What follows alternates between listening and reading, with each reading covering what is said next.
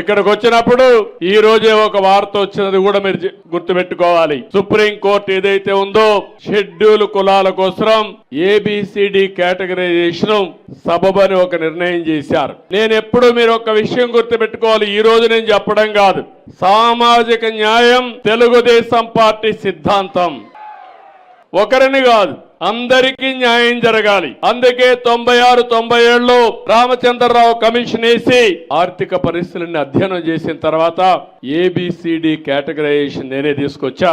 తర్వాత అది different courts లో ఛాలెంజ్ అయ్యి ఇప్పటి వరకు అనేక విధాలుగా ముందుకు పోయి ఈ రోజు దాన్ని 7 జడ్జెస్ బెంచి ధృవీకరించారు, దాన్ని కూడా ఆమోదించారు. నేను ఒకటే మీ అందరినీ కోరుతున్నాను, జనాభా దామాషా ప్రకారం ప్రతి కులానికి, ప్రతి మతానికి, ప్రతి వర్గానికి న్యాయం చేయడం తెలుగుదేశం పార్టీ సిద్ధాంతం అని కూడా మీకు తెలియజేస్తున్నా.